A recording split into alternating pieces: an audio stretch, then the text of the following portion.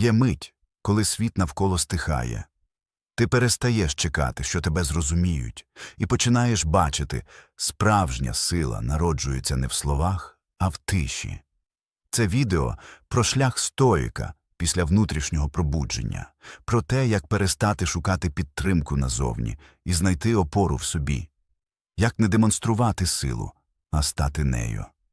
Ми поговоримо про те, як біль може стати учителем, як самотність перетворюється на спокій і як тиша стає твоєю найпотужнішою зброєю. Тут немає мотиваційних лозунгів, лише реальні принципи стоїцизму, які допоможуть тобі залишатись ясним, коли все навколо розпадається. Підпишись і натисни вподобайку, якщо готовий почати шлях усередину, бо саме там народжується справжня сила. Урок 1. Мить, коли ти перестаєш чекати, що світ зрозуміє тебе. Є одна особлива мить. Тиха, без фанфар, без драм. Коли ти раптом відчуваєш, ніхто не прийде рятувати, ніхто не прокинеться вночі, думаючи про твої проблеми, ніхто не зупинить хаос світу, щоб дати тобі час на зцілення. І спершу це відчуття лякає, бо ми виросли з думкою, що біль помітять, що якщо нам важко, хтось зрозуміє. Але потім приходить ясність.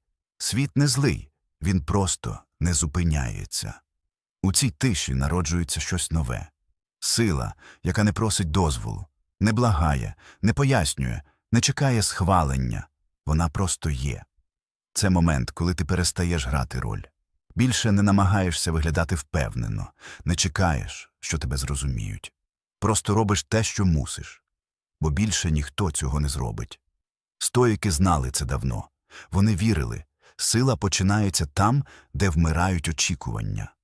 Марк Аврелій писав: «Не витрачай життя, думаючи про тих, хто навіть не думає про тебе». Світ може бути байдужим, але це не означає, що ти безсилий. Байдужість світу – це перевірка, чи можеш ти стати собі опорою. Поки ти чекаєш, щоб тебе зрозуміли, ти стоїш. Коли перестаєш чекати, починаєш рухатись. І цей рух – найчистіший прояв життя. Люди часто уявляють, що коли їхній біль стане очевидним, інші обов'язково допоможуть. Та життя показує інакше. Телефон мовчить, повідомлення не приходять. І тиша стає не покаранням, а дзеркалом. У цьому дзеркалі ти бачиш, ніхто не зобов'язаний розуміти тебе. І саме це відкриває двері до свободи. Ти перестаєш очікувати. Перестаєш сподіватися, що хтось підтримає, чи пояснить, що все буде добре. Ти береш відповідальність. І разом з нею приходить спокій. Епіктет казав: «Не шукай, щоб події відбувалися так, як ти хочеш. Хочи, щоб вони відбувалися так, як відбуваються, і будеш щасливим». Ці слова, як компас. Коли перестаєш чинити опір реальності, вона перестає тебе ламати. Справжня сила не в тому, щоб бути незворушним. Вона в тому, щоб розуміти, що світ нічого не винен. І все одно робити своє. Так, це важко. Але після цього моменту ти вже не колишній. Ти перестаєш бути людиною, яка чекає, і стаєш людиною, яка творить. Більше не шукаєш співчуття, бо співчуття тимчасове, а самоповага вічна. Ти рухаєшся без глядачів, без аплодисментів, без гарантій. І кожен день, коли ти встаєш попри все, стає доказом твоєї сили. Стоїцизм – це не про холод, це про ясність. Про здатність стояти спокійно в штормі, знати, що все, чого ти потребуєш, уже всередині. Ти не мусиш чекати, поки тебе зрозуміють, бо більшість не зрозуміє і не повинна. Їхня історія інша. А твоя – про самовладання. З цього починається шлях стоїка. Не з книг, не з цитат, а з тієї миті, коли ти кажеш собі: «Ніхто не прийде, але я прийду». Це момент пробудження. Ти більше не жертва, не спостерігач. Ти автор. І в цій простій, тихій правді є щось величне. Ти вже не шукаєш уваги, ти будуєш глибину. І чим глибше ти стаєш, тим менше тебе хвилює шум зверху.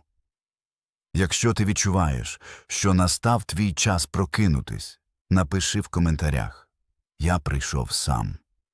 Це не просто слова. Це початок. Початок людини, яка більше не чекає, вона створює. Урок 2. Біль як наставник. Біль – це не ворог. Це посланець. Він приходить не карати, а показати, де саме ти ще не вільний. Стоїки вчили не уникати болю, а слухати його. Бо біль – це мова життя, якою воно говорить із тими, хто готовий слухати. Коли щось болить фізично чи всередині, це не покарання і не збіг. Це сигнал. Тут слабке місце, тут потрібно рости. І саме в цій точці народжується сила, якої раніше не вистачало. Те, що болить сьогодні, завтра стане тим, що робить тебе невразливим. Стоїки не просили Бога про легкість, вони просили про ясність. Бо коли бачиш сенс у болю, він перестає бути стражданням, він стає тренуванням духу. Марк Аврелій писав: «Якщо тобі важко, то ти натрапив на те, що може зробити тебе сильнішим». Це не метафора, це інструкція. Сучасна людина тікає від болю. Таблетки, алкоголь, розваги, шум. Будь-що, аби не чути себе. Стоїк робить навпаки, він заходить у біль. А щоб побачити, яке переконання цей біль захищає. Біль – це не просто емоція. Це двері до самопізнання. Якщо тобі боляче, значить ти зіткнувся з частиною себе, яку досі не прийняв. І коли ти дивишся в цей біль без втечі, він перетворюється на вчителя. Приклад. Тебе зрадили. Перша реакція – гнів. Друга – образа. Але якщо зупинитись і запитати, що саме болить, відповідь проста – очікування. Ти очікував вірності, а отримав урок – не ставити щастя в залежність від чужих дій. Тепер це вже не поразка, а знання. Епіктет говорив: не події турбують нас, а думки про події. Тому стоїк не питає, чому це сталося. Він питає, що це показує мені про мене. Біль – це дзеркало, яке не лестить. Але саме тому воно найцінніше. Біль – це момент правди. Він знімає маски, стирає показність і залишає тільки справжнє. І якщо ти не тікаєш, а витримуєш, саме тоді починаєш бачити себе без прикрас. Кожна рана колись стає шрамом, а шрам – це не слабкість. Це доказ, що ти пережив. Доказ, що ти вже не там, де впав. Стоїки радили сприймати біль як вчителя дисципліни. Бо тільки в дискомфорті видно межу твоєї витримки. І лише переступивши її, ти ростеш. Практика. Наступного разу, коли щось болить, не тікаючи, скажи собі – це не кінець, це вказівка. Потім напиши 3 речі, які цей біль навчив тебе бачити по-новому. Юнг писав: «Біль приходить, коли душа потребує змін. І якщо ти здатен не втекти, а прожити, ти виходиш із нього глибшим, спокійнішим, зрілішим». Стоїцизм не про уникання болю. Він про правильне використання болю. Бо той, хто зрозумів його суть, вже не боїться втрат, поразок, зрад. Він бачить у них тренажери для духу. Коли ти перестаєш проклинати свій біль, він починає працювати на тебе. Біль – це інструмент очищення. Він прибирає все фальшиве, залишаючи лише справжнє. І якщо ти проходиш через нього усвідомлено, повертаєшся не зламаним, а відточеним. Якщо зараз у твоєму житті є біль, не тікаєш від нього. Подякуй. І напиши в коментарях: «Я вчуся через біль». Бо той, хто навчився цьому, більше не потребує зовнішніх уроків.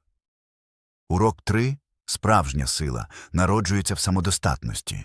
Є час, коли ти залишаєшся сам, без підтримки, без схвалення, без плеча поруч. І саме тоді починається справжній розвиток.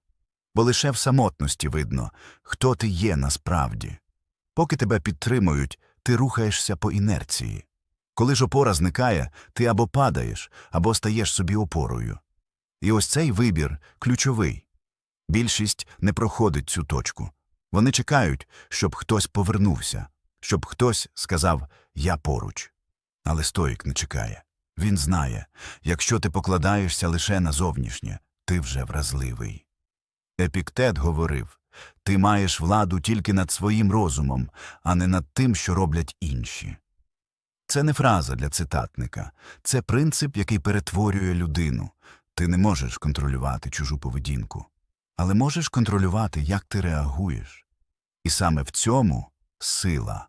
Самодостатність не означає ізоляцію. Це стан, коли ти вмієш стояти самостійно, але не відгороджуєшся від світу. Ти просто не тримаєшся за нього з відчаєм. Коли ти дієш без схвалення, кожен твій крок набуває ваги. Бо ти рухаєшся не через страх втратити підтримку, а через ясність, що це твій шлях. Ми часто плутаємо самотність із слабкістю. Та насправді саме вона формує стійкість. Коли навколо тиша, ти починаєш чути власний голос. Він тихий, але справжній. Стоїки називали це внутрішнім царством. Це простір усередині тебе, де немає значення, що кажуть інші, де є лише дія, думка і спокій. Марк Аврелій писав: «Шукай спокою не зовні, шукай його в собі».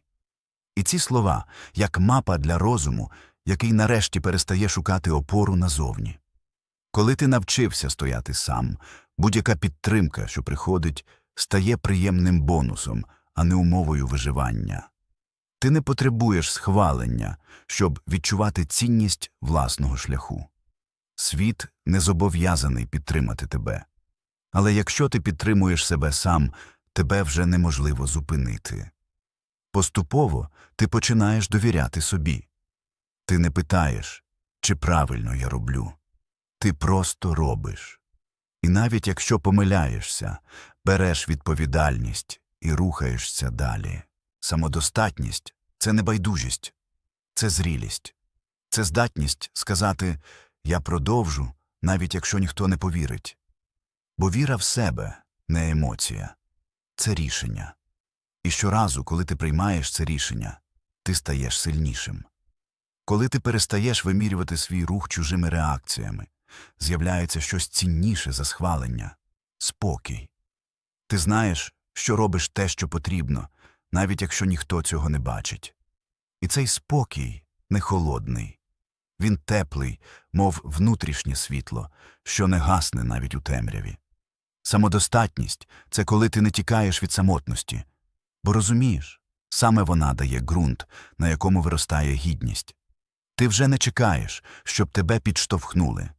Ти сам стаєш рушійною силою. Ти встаєш, працюєш, рухаєшся, навіть коли ніхто не спостерігає. І в цьому тиха велич стоїка. Він не демонструє силу, він її втілює. Справжня сила не в опорі, яку тобі дають, а в тій, яку ти створюєш сам. Коли ти це розумієш, втрачаєш страх перед самотністю. Бо більше не сприймаєш її як порожнечу.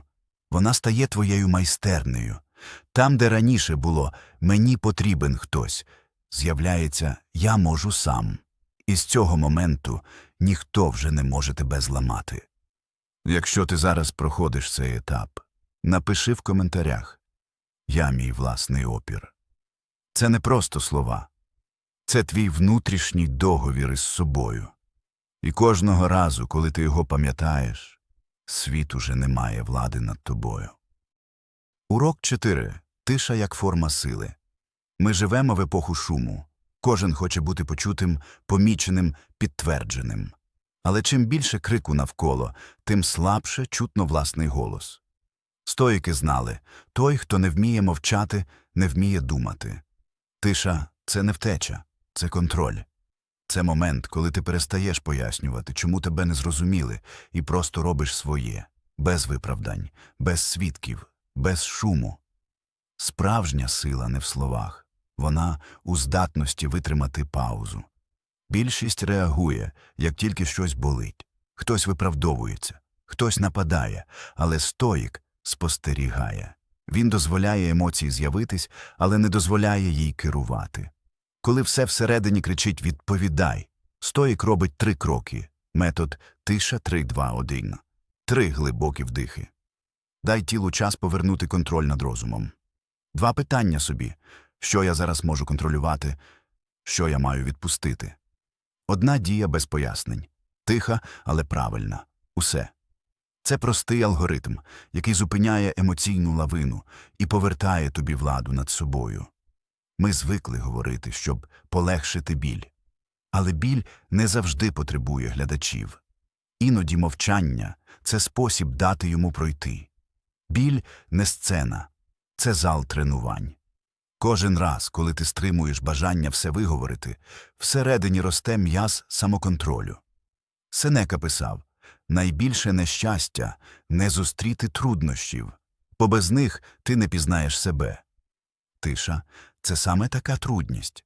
Вона випробовує, чи можеш ти залишатись спокійним, коли інші розпалюють хаос. Приклад. У суперечці на роботі хтось ображає тебе. Тіло вже напружилось, серце прискорилось. Замість відповіді – вдих. Ще один. Пауза. Погляд рівний. Ти не виправдовуєшся, ти просто слухаєш. І бачиш, як людина виснажується власним гнівом. Її енергія зникає, твоя зберігається. Це і є перемога, якої ніхто не побачить, але ти її відчуваєш. Марк Аврелій радив: будь як скеля, об яку розбиваються хвилі. Хвиля – це чужа емоція. Скеля – це твоя тиша. Хвиля зникає, а скеля стоїть. Тиша – не про байдужість. Це зрілість. Ти просто вибираєш, що варте реакції, а що ні. Бо не все, що потребує уваги, потребує відповіді. Коли ти мовчиш із ясності, світ починає чути тебе глибше, ніж будь-коли. З часом ти помітиш – менше слів, більше дії. Менше пояснень, більше результату. Менше реакцій, більше контролю. Стоїк тренує мовчання, як інші тренують силу. Кожна пауза – це підтягування розуму. Кожна стриманість – ще один м'яз стійкості. Міні-практика. Сьогодні тричі утримайся від пояснення.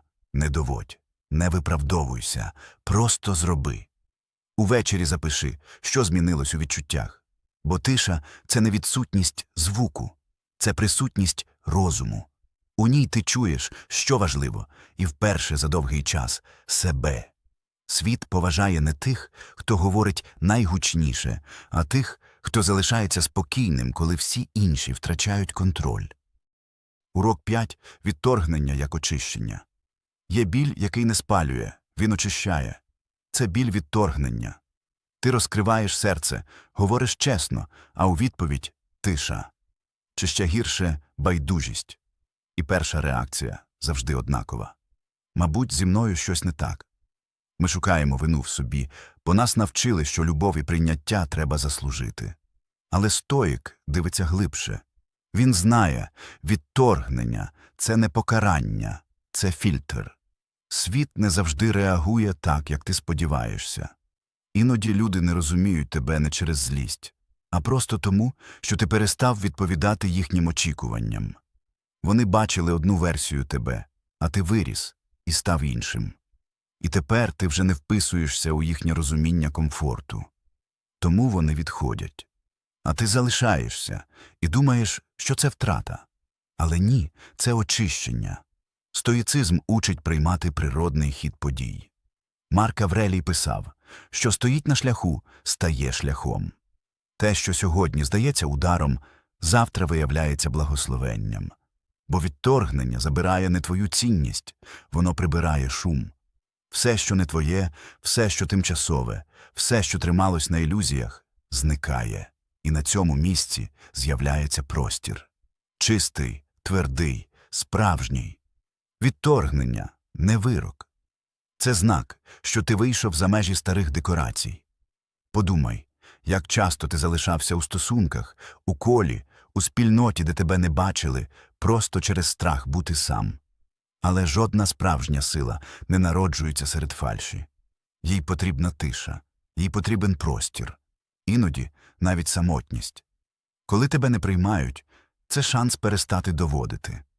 Ти вже не мусиш переконувати, пояснювати, просити когось побачити твою глибину. Бо тепер ти бачиш її сам. Юнг писав: «Привілей життя – стати тим, ким ти є насправді». І цей процес завжди болісний, бо старе середовище не відпускає без боротьби. Ти виріс, а вони хочуть, щоб ти лишався зручним. Та ти вже не можеш. Стоїк не воює з цим. Він просто йде. Не з гнівом і з вдячністю. Бо тепер він знає, хто з ним був по суті, а хто лише по звичці. Відторгнення розкриває структуру твоїх зв'язків. Воно показує, хто тебе бачить справжнім, а хто любить лише образ. І це найкраща діагностика людських стосунків. Так, це боляче. Але біль не завжди ворог. Іноді він скальпель, який вирізає все зайве. Світ не завжди аплодує, коли ти ростеш. І це нормально. Бо з кожним кроком угору стає менше глядачів. Стоїк приймає це без образ. Він не кричить «Ви не оцінили мене». Він каже «Дякую, що показали, де моє місце непотрібне». І йде далі, тихо, впевнено, без жалю. Бо відторгнення – це не кінець історії. Це очищення перед новим розділом. Воно готує ґрунт для тих, хто зможе тебе побачити справжнім, без умов, без ярликів, без вигод. І от коли ти проходиш через це, стаєш невразливим. Бо ти більше не прив'язаний до чужої оцінки. Ти вже не потребуєш, щоб тебе приймали. Ти прийняв себе. І тепер, навіть коли світ мовчить, ти знаєш, хто ти. І цього достатньо. Урок 6. Самоприйняття і внутрішня автономія. Настає день, коли ти перестаєш боротися з собою. Не тому, що виграв, а тому, що більше не бачиш сенсу у війні. Ти просто сідаєш, дивишся в дзеркало і вперше не шукаєш у відображенні ваду. Це і є самоприйняття. Воно не приходить раптово. Це не емоційний вибух і не момент просвітлення. Це тиха еволюція. Де колись була критика, з'являється співчуття. Де було «я повинен бути іншим», приходить «я вже достатній». Стоїки називали це владою над собою. Не над світом, не над людьми, а над внутрішнім голосом, який роками твердив «ти недостатній». Самоприйняття – це не самозаспокоєння, це чесність. Визнати і силу, і слабкість. І сказати собі «так, це теж частина мене».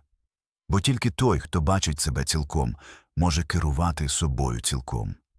Марк Аврелій писав «Ти маєш владу над своїм розумом, а не над подіями. Зрозумій це і знайдеш силу». Ці слова як спусковий механізм спокою. Бо поки ти намагаєшся контролювати все навколо, ти раб. А коли починаєш контролювати себе, ти вільний.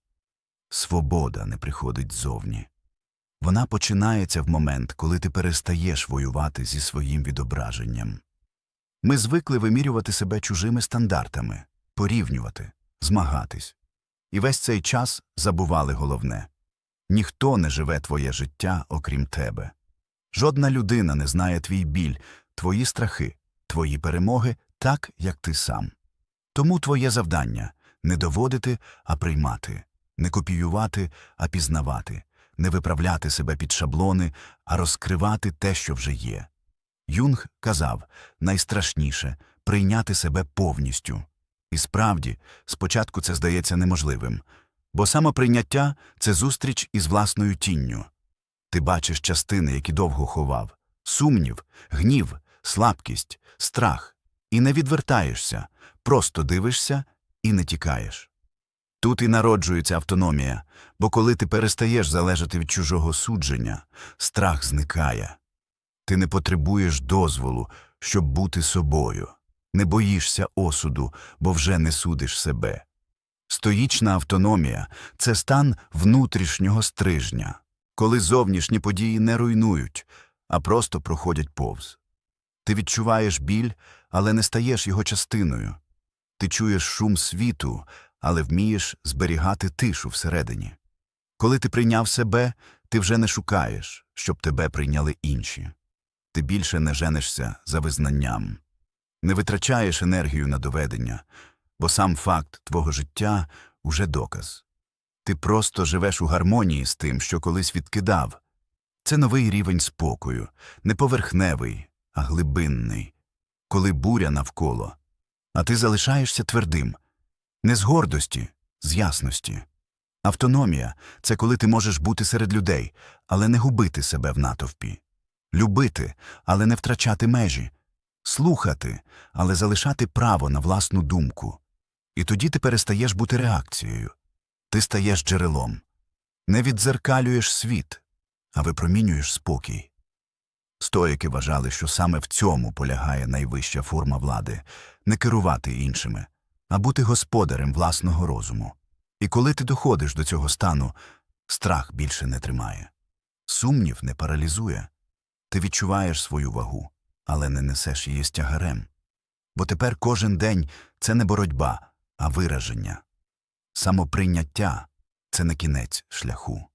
Це двері до нового життя, де твоє «я» нарешті стає союзником, а не ворогом. Ти починаєш довіряти собі. Діяти інтуїтивно, не пояснювати, не виправдовуватись. І саме тоді світ починає довіряти тобі. Бо люди відчувають, коли ти цілісний. Вони не завжди розуміють, але поважають. Бо впевненість, побудована на спокої, не потребує доказів. Урок 7 – дорога всередину, як стоїк живе після прозріння. Є момент, коли боротьба закінчується. Не тому, що ти переміг усіх, а тому, що перестав боротися за те, що не має значення. Ти дивишся навколо, і все, що колись здавалось величезним, раптом стихає. Світ не стає іншим, просто ти починаєш бачити його без шуму. Це і є прозріння, не спалах, не откровення, а тихе, майже непомітне усвідомлення. Усе, що ти шукав зовні, весь час було в тобі. Стоїк після прозріння – не герой. Він не намагається виглядати мудрим, він не роздає порад, не сперечається, не доводить. Його сила стала присутністю, а не позицією. Ти більше не реагуєш, ти спостерігаєш, не кидаєшся в суперечки, бо розумієш, кожен говорить зі свого рівня болю. Ти слухаєш не для відповіді, а для розуміння. І в цьому слуханні є спокій, якого раніше не вистачало. Юнг писав, людина не освітлює темряву, воюючи з нею, вона робить це, приносячи світло. Це і є шлях стоїка після прозріння – не боротися з темрявою, а бути світлом. Ти більше не демонструєш силу, ти – сама її форма. Твоя тиша тепер не захист, вона мова. Твої дії не крик, а ритм. Кожен рух, кожне слово, кожна пауза – це частина рівноваги, яку ти вибудував усередині. Ти вже не шукаєш швидких емоцій, не женешся за увагою, бо розумієш, усе поверхневе виснажує, а глибоке наповнює. Стоїк після прозріння не прагне контролювати світ. Він навчився контролювати себе. І це дає спокій, який неможливо купити. Тепер ти бачиш, як люди метушаться, змагаються, сперечаються, намагаються довести, і в цьому більше не виникає зневаги. Є лише розуміння. Ти теж був там. А тепер вийшов. Марк Аврелій казав, люди шукають усамітнення. У горах, біля моря, в садах. Але найкраще місце для спокою – у власній душі. Ти навчився входити туди будь-коли. У розмові, у шумі, у хаосі. Відкриваєш очі – і вже там. Прозріння не робить тебе вищим. Воно робить тебе глибшим. Тепер ти не тікаєш від світу. Ти просто не дозволяєш йому керувати тобою. Ти можеш бути серед людей, але не втрачати присутності. Можеш любити, але не розчинятися. Можеш давати, але не виснажуватись. Стоїк після пробудження не вчить інших, як жити. Він просто живе так, що інші відчувають спокій поруч із ним. Це не харизма. Це енергія цілісності. Ти більше не будуєш себе, ти просто є. І цього достатньо. Ти не шукаєш сенс, бо зрозумів, що сенс живе в кожному вчинку, якщо його робити свідомо. Життя після прозріння – це не рай. Ти все ще стикаєшся з труднощами. Але тепер вони не руйнують тебе, бо всередині з'явився простір, який нічим не можна знищити. Ти більше не граєш у спокій, ти ним став. Стоїк після пробудження – це людина, яка навчилася бути світлом, навіть коли світ цього не помічає. Бо його мета – не визнання. Його мета – бути в гармонії з природою речей. І ось найголовніше – справжня сила більше не відчувається, вона просто присутня, як дихання, як серцебиття, як тиша, у якій усе на своїх місцях. Якщо ти дослухав до цього моменту, значить, ти вже не просто слухач. Ти шукач істини, ти людина, яка більше не тікає від себе, а дивиться прямо всередину. Пам'ятай, стоїцизм – це не філософія для читання. Це філософія для життя. Не потрібно бути ідеальним, потрібно бути присутнім щодня, спокійно, послідовно. Якщо цей шлях близький тобі, підпишись на канал і натисни вподобайку. Це знак, що стоїчна спільнота росте, а разом із нею ті, хто обирає силу замість страху. І напиши в коментарях «Я будую себе зсередини». Нехай це буде твоєю обітницею, тихою, але твердою, бо саме так народжується справжня влада, без крику, без боротьби, без доказів. Ти просто є. І цього вже достатньо.